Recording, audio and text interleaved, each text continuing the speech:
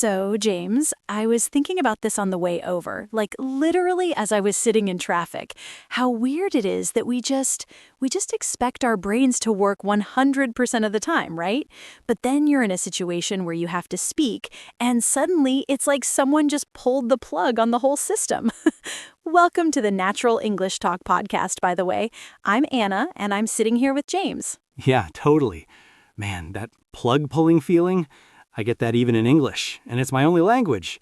But hey, before we dive into the deep end of the pool here, I kind of want to tell everyone listening to just take a breath. Seriously, don't worry about catching every single word I'm saying or if Anna uses some crazy idiom you haven't heard yet. We're just hanging out. If you're washing dishes or driving, just let the English wash over you. It's not a test, it's a vibe.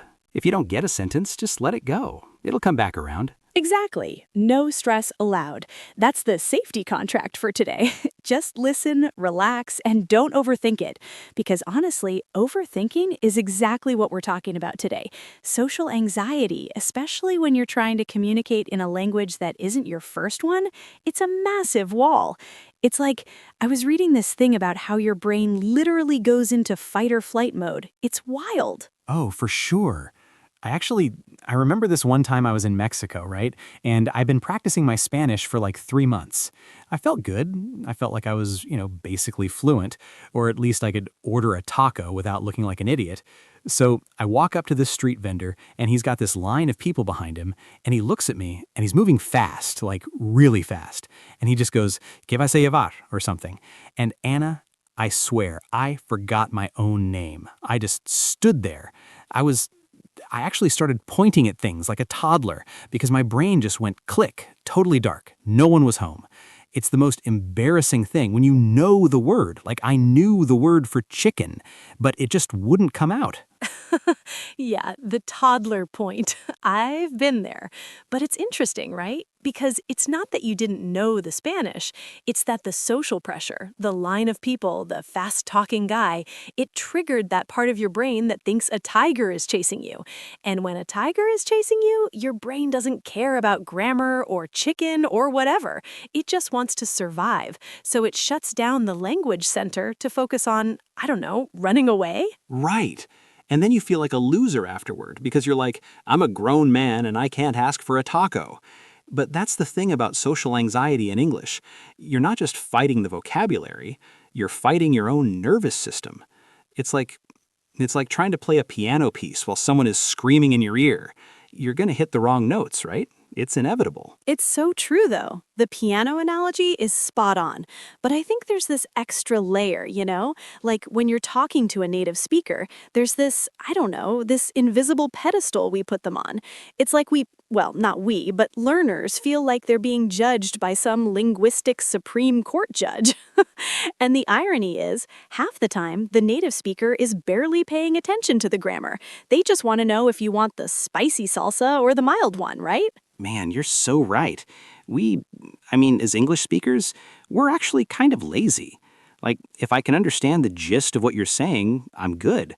I'm not sitting there thinking, oh wow, did he just use the present perfect instead of the simple past? How scandalous. But I totally get the fear. I have this one friend, Marco, right? He's from Italy, brilliant guy, like super successful engineer. But whenever we'd go out to a loud bar or a crowded party, he'd get so quiet. And I asked him once, like, hey man, you okay? And he was like, James, in my head, I'm a genius. In English, I feel like I'm 5 years old.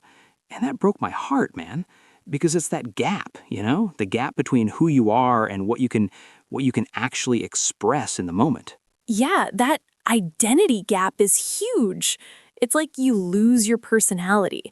If you're a funny person in your native language, but you can't quite nail the timing of a joke in English, you just feel bland or boring. And that feeds the anxiety even more.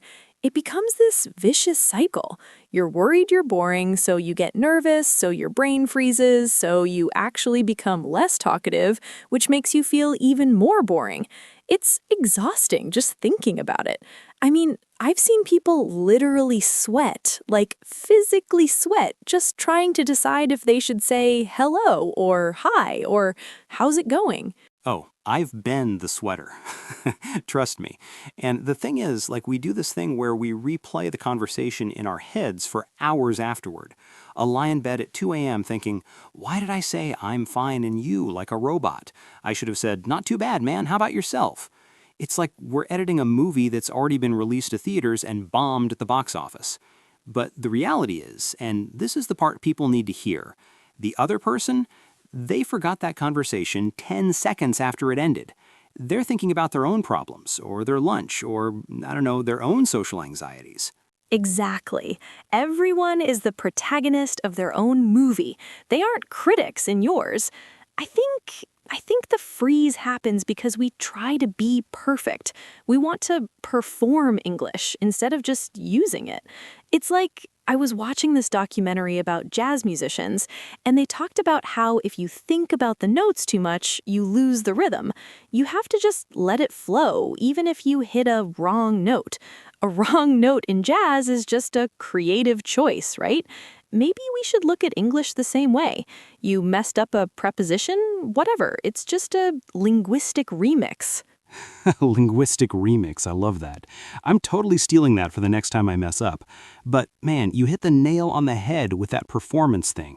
It's like, I was thinking, why do we do that? Why do we feel like we're on stage? I think it's because of how we're taught in school, you know? It's all about the red pen. You grew up with a teacher waiting to pounce on every little mistake, so your brain starts to associate speaking with, I don't know, getting a grade. But life isn't a classroom. In the real world, if you're at a bar and you say, I go to bathroom, nobody stops the music and points at you. They just point you toward the bathroom. Right, exactly. The red pen syndrome. It's like we carry this imaginary teacher around in our pockets all day, and it's paralyzing. I mean, think about how we talk normally, like right now. I've definitely started 5 sentences and didn't finish them. I'm saying like and you know every 3 seconds. If a student did that in a formal exam, they'd probably lose points. But here, it's just how humans talk. We're messy. Our brains they're jumping ahead of our mouths. Oh, for sure. I read this study, or maybe I saw it on a YouTube video, whatever, about how native speakers actually use these filler words to give their brains a chance to catch up. Like when I say, you know what I mean? I'm not actually asking if you know what I mean, I'm buying time. My brain is frantically searching the filing cabinet for the next word, while my mouth is just idling like a car at a red light. Totally. It's like a loading screen in a video game. But the thing is, learners often think that if they use fillers, it means their English is bad, but it's actually the opposite. Using well, so, or I mean, makes you sound more natural. It's the silence, the long, awkward, frozen silence that feels heavy. If you can fill that gap with a, let me think, or a, how do you say, it takes the pressure off. It's like you're inviting the other person into the struggle with you instead of just disappearing into your own head. Yeah, and that disappearing thing, that's the worst part of the freeze. It's like you're there, but you're not there. I had this boss once, super intimidating guy, wore those expensive suits, and every time he talked to me, my English, my vocabulary, just shrunk to about 50 words. I'd just say, yeah, okay, sounds good, over and over. I sounded like a yes man bot. And the more I did it, the more I felt like he thought I was, well, not very bright. But I just couldn't break out of it. I was so focused on not making a mistake that I'd stopped having a personality. It's that safety mode, right? You play it safe so you don't fail, but then you end up not really connecting. And isn't that the whole point of language? To connect? I'd rather talk to someone who makes 20 mistakes but tells me a great story than someone who speaks perfect robotic English but says absolutely nothing. I mean, think about it. If you're too worried about the how, you completely lose the why. Why are you even talking? To share a thought. If the thought gets across, you won. Game over. You got the high score. It's so funny you mentioned your boss, James, because that brings up the spotlight effect. It's this psychological thing where we think everyone is hyper-focused on us, like there's a literal spotlight on our foreheads, and they're just waiting for us to trip up. But in reality, everyone else is too busy worrying about their own spotlight. It's like we're all in the same room, but we're all looking in different mirrors. Man, that's deep. Mirrors and spotlights. But no, you're totally right. It reminds me of. Okay, this is a bit of a cliche, but have you ever noticed how people suddenly speak perfect English after one or two beers? I'm not saying everyone should go out and get hammered to practice their speaking, obviously, but there's this alcohol paradox. The language skill doesn't actually improve. Your brain isn't suddenly smarter. It's just that the inner critic, that annoying little guy with the red pen we talked about, finally shuts up and goes to sleep. Oh, 100%. It's the inhibition. That's the real brain freeze culprit. It's not a lack of words. It's the filter that sits on top of the words. When you relax, whether it's through a drink or just, I don't know, a good laugh, the filter thins out. I've seen it happen in workshops, too. If you get people playing a silly game where they have to talk fast, they stop worrying about being correct, and they just start being, well, human. They use their hands, they make weird faces, they use thingy when they forget a noun, and it works. Thingy. I use thingy or watch his face like 10 times a day.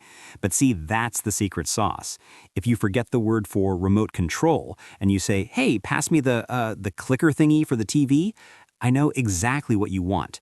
The mission is accomplished. I actually think we put way too much pressure on fluency. What does that even mean anyway? I've met people who know every grammar rule in the book, but can't hold a conversation for 2 minutes because they're too scared of the thingy. Exactly. Fluency isn't about not making mistakes. It's about how you handle the mistakes. It's about recovery. If you stumble while walking, you don't just sit down on the sidewalk and give up, right? You just keep walking. You might do a little awkward hop to regain your balance, but you move on. Speaking is the same. If you say he go instead of he goes, just keep moving. The person you're talking to has already moved on to the next sentence anyway. Yeah, I actually think native speakers find it charming, or at least we find it relatable, because we're struggling too. I was at the grocery store yesterday and I couldn't remember the word for zucchini. I was standing there looking at the green vegetable going, the long green squash thing. The clerk just laughed and said, zucchini, man. If a native speaker can forget basic nouns in their own language, why are we expecting learners to be these walking dictionaries? It's not realistic, you know? Oh, honestly, James, that zucchini story is the perfect ending to this. It's the human element. We're so afraid of being imperfect that we forget that imperfection is actually where the connection happens. If you're too polished, you're just a textbook with a pulse, and nobody wants to grab a beer with a textbook. So I guess the big takeaway today for anyone listening, anyone who feels that ice creeping into their brain the second a native speaker says hello, is to just own the mess. Yeah, totally. Own it. Like wear it like a badge of honor. You're speaking a whole second language. That's basically a superpower. If your brain freezes, just I don't know, laugh about it. Say, "Man, my English just decided to go on vacation. Give me a second." People love that. It breaks the tension. It shows you're confident enough to be bad at something.